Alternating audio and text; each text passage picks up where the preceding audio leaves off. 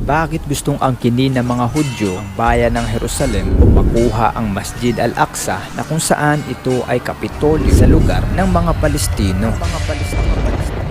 Kaya kung bago ka nga sa ating channel, huwag ka nang mahiyang mag-subscribe para updated ka sa mga ilalabas nating video.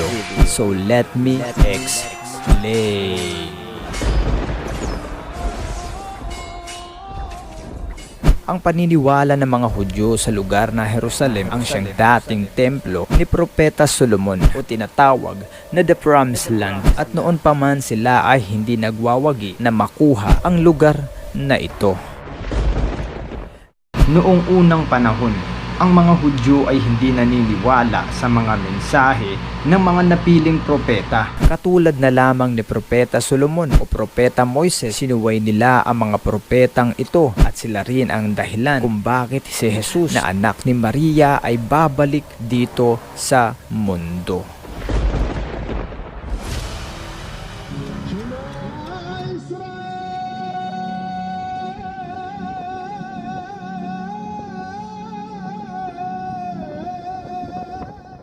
Dahil ang mga Hudyo ay may paninindigan sa kanilang mga sarili na darating ang kanilang hinihiling na tagapagligtas o tinatawag na Mesiyas. Dahil ang mga Hudyo ay hindi naniniwala sa mga napiling propeta at sila rin ang dahilan kung bakit si Jesus ay babalik dito sa mundo. Ayon sa aking pagsasaliksik, kinikilala ng mga Muslim si Jesus na anak ni Maria bilang isang propeta ng Diyos, bagamat ang mga Kristiyano naman ay kinikilala nilang bilang Diyos si Jesus.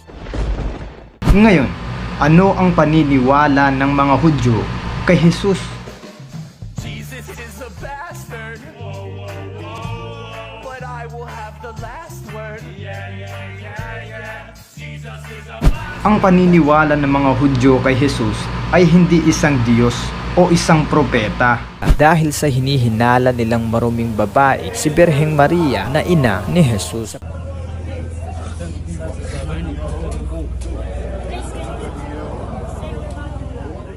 Sapagkat ang mga Muslim naman ay naniniwala sa pagiging propeta ni Jesus na sumamba lamang sa nag-iisang Diyos.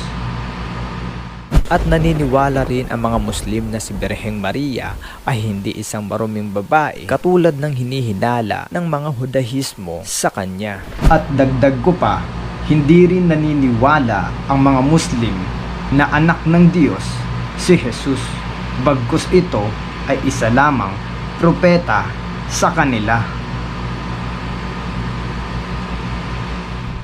Ngayon, bumalik tayo sa Mesiyas. Sa lugar ng Palestine may tinatawag na Masjid al-Aqsa kung saan ito ang unang direksyon ng mga Muslim magtatayo ng pagdarasal noong unang panahon. Ang Masjid al-Aqsa ang unang direksyon sa pagtatayo ng pagsasala noong unang panahon o tinatawag na pagdarasal, kaya ito ay nananatili sa loob ng Palestine. Bakit ba gustong kunin ng mga Hudyo ang lugar ng Palestine? Dahil dito nila hinihintay ang pangako ng Diyos sa kanila na darating sa kasalukuyang panahon at magtatayo sila ng kanilang templo upang pagharian ang Palestine at buong mundo.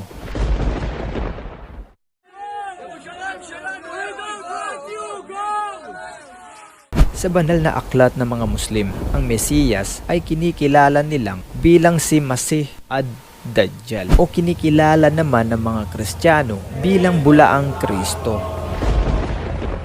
Sino ba si Masih ad-Dajjal at bakit babalik si Jesus dito sa mundo?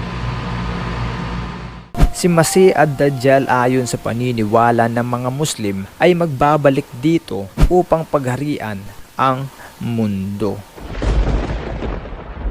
Magpapalaganap ang Masih nang hindi makatao at susunod sa kanya ang mga Hudyo at ang mga walang pananampalataya. Ngayon, sino si Jesus na anak ni Maria ayon sa mga Kristiyano? Si Jesus ay babalik dito sa mundo upang sagipin ang mga Kristiyano dahil ang paniniwala nila kay Jesus ay siyang Diyos ng mga tao at ang kanilang tagapagligtas ay magbabalik sa kasalukuyang panahon. Dahil sila ay naniniwala na si Jesus na anak ni Maria ay maraming himalang nagawa dito sa mundo. At sino si Jesus na anak ni Maria sa mga Muslim? Ang turing ng mga Muslim kay Jesus na anak ni Maria ay sugo o alipin ng Allah at hindi rin sila naniniwala na si Jesus ay anak ng isang maruming babae dahil pinabulaan ng Diyos ayon sa kanilang banal na aklat ang hinihinala ng mga Hudyo na maruming babae si Birheng Maria sa pagbigay ng himala ng Diyos na makapagsalita ang sanggol na Jesus o ni Isa upang paniwalaan ng mga Hudyo na siya ay pinadala bilang isang propeta. Bagamat ang mga Hudyo ay hindi nakikinig o hindi pa rin naniniwala sa mga himalang nagawa nito. Dahil ang mga Hudyo ay may paninindigan sa kanilang mga sarili na ang gusto nilang dumating na ipinangako sa kanila ng Diyos ay ang Mesiyas o Masih o kinikilala ng mga Kristiyano bilang isang bulaang Kristo. Ang sakit sa ulo.